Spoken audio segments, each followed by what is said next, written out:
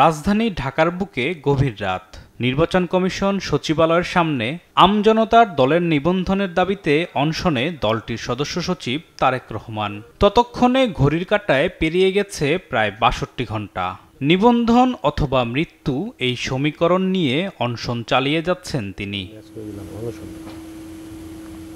তারেকের দাবির সঙ্গে সংহতি জানাতে যে কয়জন রাজনৈতিক সহযোদ্ধা এসেছেন তাদেরও ঠাঁই হয়েছে নির্বাচন কমিশনের মূল ফটকের বাইরের সড়কে।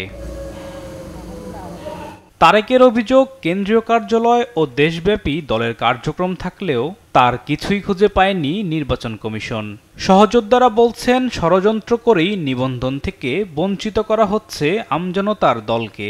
দলগুলোকে নিবন্ধন দেওয়া হয়েছে, তাদের কোনো ভিত্তি নেই, অথচ তারপরও এই রাজনৈতিক দলগুলোকে নিবন্ধন দিয়েছে।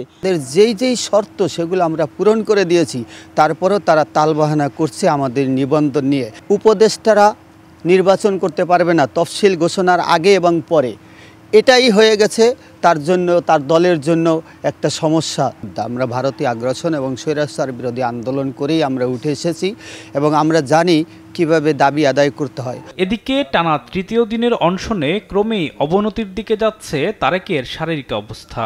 এর দায় নির্বাচন কমিশন ও অন্তর্বর্তী সরকারকেই নিতে হবে বলছেন রাজনৈতিক সহযোদ্ধারা। তার যেই শারীরিক অবস্থা, দুরবস্থা হওয়ার কথা, সেই চরম পর্যায়ে কিন্তু সে পৌঁছে গিয়েছে। আগামীকালকে শুক্রবার, তারপর হচ্ছে শনিবার। তাহলে এই যে এই দুটা দিনও তাকে পরীক্ষা দিতে হচ্ছে। আমরাও খুবই আতঙ্কিত অবস্থায় আছি। আজকে ৬২তম ঘন্টা হয়েছে, এক ফোঁটা পানিও পর্যন্ত পান করেনি। একজন সুস্থ স্বাভাবিক মানুষের অবস্থা কি হতে পারে? সে তো একবারে শারীরিকভাবে এতটাই ভেঙে পড়ছে, এখন জোরে কথাও বলতে পারতেছে না, তার সারা শরীর এখন ব্যথা করে। এর আগে তারেকের পাশে দাঁড়িয়েছে বিএনপি সহ বেশ কয়েকটি রাজনৈতিক দলের নেতারা। আলোচনার মাধ্যমে দ্রুতই রাজনৈতিক দল হিসেবে আমজনতার দলকে নিবন্ধন দেওয়ার দাবি তাদের।